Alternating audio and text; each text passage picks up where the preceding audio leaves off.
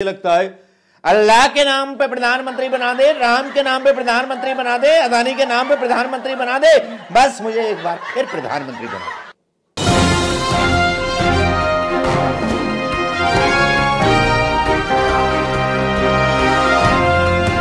और कहते हैं मैं 56 इंची हूं और मेरे चेहरे पर चुनाव जीते जाते हैं और उनको वकालत करने के लिए, अपनी सफाई देने के लिए मीडिया जैसे दल्लों को पालना पड़ता है पैसे देने के बाद। दोस्तों नमस्कार। आज जब बहस चल निकली है, जब बात याद आ जाती है कि अभी से किस तरह का एजेंडा हिंदुस्तान में फैलाया जाने वाला है, आने वाले समय में हिंदुस्तान के सारे नेताओं को हिंदू विरोधी बता दिया जाएगा। जी हां, चाहे वो शिवसेना के बाल ठाकरे हों या ममता बनर्जी हों या वो सारे हिंदू हों जो हिंदू नेता आज कांग्रेस में या भारतीय जनता पार्टी के विपक्ष में है। अमित शाह तो तेलंगाना के बारे में ये तक बोल देते हैं कि उनका जो चुनाव लड़ रहे हैं उनका कार निशान है, लेकिन उनका तो सहायता मजलिस कर रही है। मतलब बीजेपी का ना तो कोई विचारधारा है, ना कोई विजन है, ना कुछ है, बस एक ही विजन है, मुसलमान विरोधी, मजलिस विरोधी और एंटी पाकिस्तान। बस इसके अलावा और कोई चारा नहीं। मुफ्त की रेवड़ियां बांटने की बात करते हैं ये लोग, लेकिन खुद मुफ्त रेवड़ियों के स्तर से भी नीचे गिर जाते हैं प्रधानमंत्री मोदी जी। प्रधानमंत्री मोदी जी का तो बस ये लगता है अल्लाह के नाम पे प्रधानमंत्री बना दे, राम के नाम पे प्रधानमंत्री बना दे, अदानी के नाम पे प्रधानमंत्री बना दे, बस मुझे एक बार फिर प्रधानमंत्री बना दे। मुझे फिल्म आंखों का एक मतलब महमूद फिल्म पर एक गाना फिल्माया जा रहा है, अल्लाह के नाम पे दे दे, राम के नाम पे दे दे, लेकिन दे दे फकीर दे दे। यही हाल मुझे भारतीय जनता पार्टी के उन बड़े नेताओं का लगता है जिन्हें सत्ता से इतना प्यार है कि जो प्रधानमंत्री बनने के लिए कुछ भी कर सकते हैं। जहां भगवे रंग की बात चलती है या किसी की बात चलती है, तब उद्धव ठाकरे जैसे नेताओं को निशाना बनाया जाता है। उद्धव ठाकरे अगर कांग्रेस के साथ हो जाते हैं तो उनको बोला जाता है कि भाई ये तो खान साहब से मिल गए, इनके पिता तो ये बोला करते थे इंदिरा गांधी से नहीं मिलूंगा, ये नहीं करूंगा, लेकिन वो इंदिरा गांधी थी जिन्होंने इमरजेंसी में उद्धव ठाकरे को गिरफ्तार नहीं कराया था। वो अलग बात थी, उनको आजादी थी उद्धव ठाकरे को अपनी बात कहने की। लेकिन इमरजेंसी से लेकर अब तक गंगा में भी बहुत पानी बह गया, जमुना में भी बहुत पानी बह गया, जितनी नदियां हैं बहुत पानी बह चुका है और उस हिसाब से राजनीति बदल चुकी है। तीसरी चौथी पीढ़ी कांग्रेस की आ गई। उस कांग्रेस की पीढ़ी में एक नाम है राहुल गांधी, जिसके ऊपर आरोप लगाए जाते हैं सोनिया गांधी के ऊपर, राहुल गांधी के ऊपर कि साहब जितने कांग्रेसी हैं इनके अंडर में रहते हैं, इनका फायदा कराने के चक्कर में रहते हैं, गांधी खानदान के लिए लड़ते हैं। लेकिन भाई गांधी खानदान को कभी किसी ने कोई पद दिया या पद लिया या मंत्री बने या प्रधानमंत्री बने? लेकिन प्रधानमंत्री मोदी दे दे, राम के नाम पे दे दे, भगवे के नाम पे दे दे। ये मुझे क्यों बोलना पड़ रहा है कि ये प्रधानमंत्री की नीयत बन चुकी है। प्रधानमंत्री अपनी नीतियों और अपनी सफलताओं के बारे में वोट नहीं मांग रहे। प्रधानमंत्री मोदी हिंदुओं को आज भी डर दिखाने में लगे हुए हैं। ये आ गए तो ये पाकिस्तानी है, ये आ गए तो ये खान साहब हैं, ये आ गए तो ये गुलाम नबी आजाद, ये आ गए तो वो है। और गुलाम नबी आजाद को, कांग्रेस गद्दार को अपने गले लगा लेते हैं। लेकिन चलिए, ये तो रहा प्रसंग, और प्रसंग के बाद शुरू करते हैं खबर। आज दो खबरें ऐसी आई दोस्तों जिनको देख करके दिमाग ठनक गया, भनक गया, सनक गया। दिमाग भनकने और सनकने की बात भी ये थी कि एक खबर आई कि उद्धव ठाकरे ने बोला कि तब के चुनाव आयोग ने मेरे पिता पर रोक लगा दी थी जब धर्म संबंधी बयान चुनावों के दौरान दिया था। उद्धव ठाकरे का ये बयान चुनाव धर्म में इस्तेमाल करने पर मेरे पिता पर बैन लगाया गया, लेकिन बीजेपी राम मंदिर का इस्तेमाल कर रही है और चुनाव आयोग चुप है। तो चुनाव आयोग गुजर गयो टैमे, बस यही बोल सकते हैं, गुजर गयो टैमे। मजाक कर लीजिए, हंसी कर लीजिए, कुछ भी कह लीजिए। शफाकत खान इसको ट्वीट करते हैं और बोलते हैं बीजेपी के लोग राम मंदिर का इस्तेमाल कर रहे हैं और चुनाव आयोग चुप है। उद्धव ठाकरे बोलते हैं ये बात। लेकिन एक दूसरी नेता भी होती है जो आज एक ऐसा बयान देती है जिससे फड़फड़ाने लगते हैं प्रधानमंत्री के पाले हुए वो कुत्ते। तो नहीं बोल सकते उनको, कुत्ते नहीं बोल सकते, भाड़ बोल सकते हैं, दिल्ली का दलाल बोल सकते हैं या दल्ले बोल सकते हैं। वो दल्ले बौखला उठे और ममता बनर्जी के बयान को तोड़ मरोड़ के किस हिसाब से पेश किया गया वो तो हम बाद में दिखाएंगे आपको।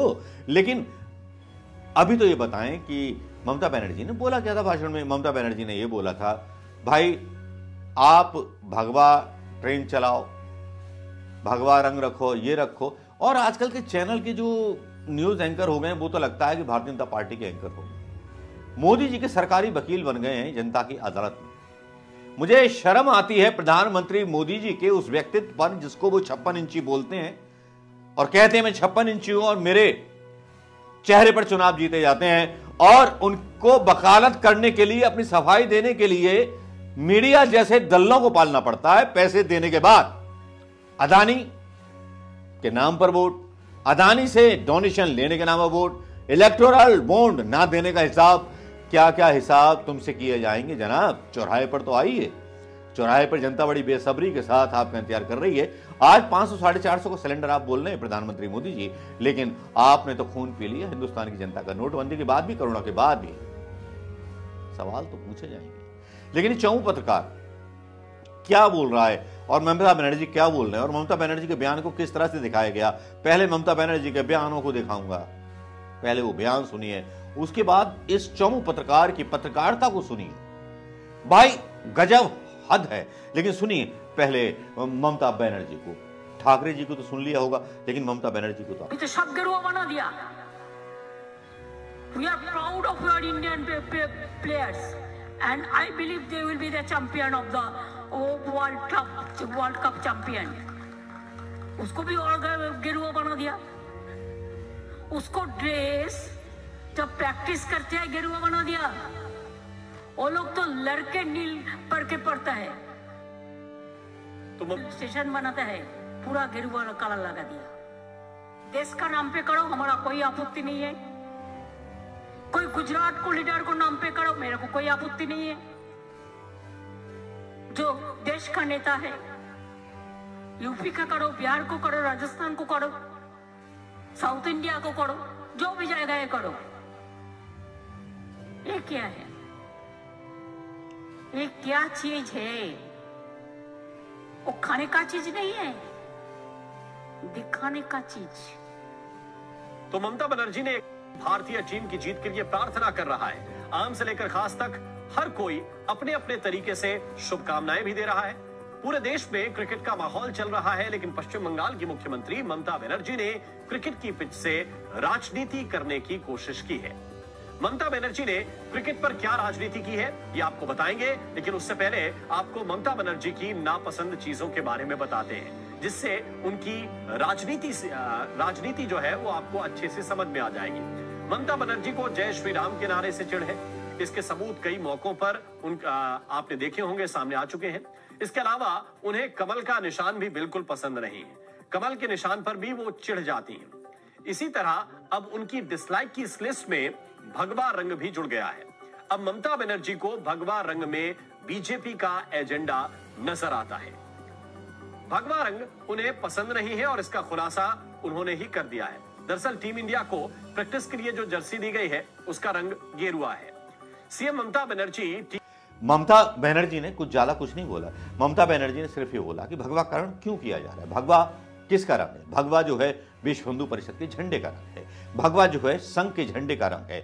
हिंदुस्तान का तो रंग केवल तिरंगा होता है ना, तो तिरंगे में क्यों नहीं रंगी गई वंदे मातरम ट्रेन? क्यों नहीं पहनाई गई क्रिकेट खिलाड़ियों को तिरंगे की ड्रेस?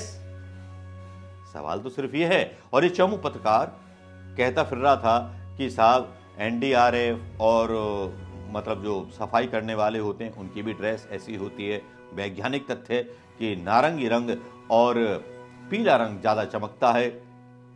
मतलब क्रिकेटर जो हैं वो स्वीपर हैं और आपदा प्रबंधन के कर्मचारी हैं, उनकी ड्रेस रख दी गई। हर चीज भगवा कर दी गई, एक रंग में रंग दिया गया हिंदुस्तान। और ये बात राहुल गांधी ने कभी बोली थी, एक रंग में रंगा है हिंदुस्तान, तिरंगे का रंग भूल चुका है संघ और तिरंगे का रंग भूल चुका है हिंदुस्तान। ऐसे इनके भक्त। मुझे शर्म आती है और दया भी आती है प्रधानमंत्री मोदी जी पर कि आज क्या हालत हो गई है। भाई क्या हालत हो गई है कि एक प्रधानमंत्री 10 साल से प्रधानमंत्री है, वो अपनी उपलब्धियों पर वोट नहीं मांग रहा, उसका गृह मंत्री अपनी उपलब्धियों पर वोट नहीं मांग रहा। वो आज भी मजलिस और मुसलमान, एंटी पाकिस्तान, और मोदी जी भी खान साहब, सुलेमान साहब और इसी की रट लगाए हुए हैं, और गांधी परिवार की रट लगाए हुए हैं। भाई आपके कई भाषण सुन लिए जनता ने, अब तो इतनी चिढ़ आने लगी प्रधानमंत्री मोदी जी कि लगता है कि आप प्रधानमंत्री पद के लिए चीन से भी सौदा कर लो। चीन वाले भैया बना दे प्रधानमंत्री, अदानी भैया बना दे प्रधानमंत्री। लगता है कि जैसे मैं ट्रेन में एक जोकर का रोल अदा कर रहा हूं, जैसा रोल प्रधानमंत्री मोदी चुनाव के इलेक्शन की रेल में कर रहे हैं। चंगू पत्रकार को सुना, ममता बनर्जी को सुना, अब कुछ बताने के लिए, कुछ कहने के लिए बाकी नहीं रह जाता दोस्तों। बाकी रह जाती है तो सिर्फ ये कि प्रधानमंत्री पद की गरिमा को कितना, कई बार लोकतंत्र की गरिमा को कई बार पैरों तले कुचला गया है, कई बार अपमान किया गया हिंदुस्तान के लोकतंत्र का। क्या इसका जवाब पढ़े लिखे लोग देंगे या वो लोग देंगे जिनके वोट 500 रुपए या 1,000 रुपए में बिक जाते हैं? सेफ रहिए, सुरक्षित रहिए। नमस्कार दोस्तों, जय हिंद। पसंद आए तो शेयर करना मत भूलिएगा, कमेंट करना मत भूलिएगा। मैं आपका मनोज कुमार शर्मा इसी तरह अपने विचार आपके बीच लेके आता हूं।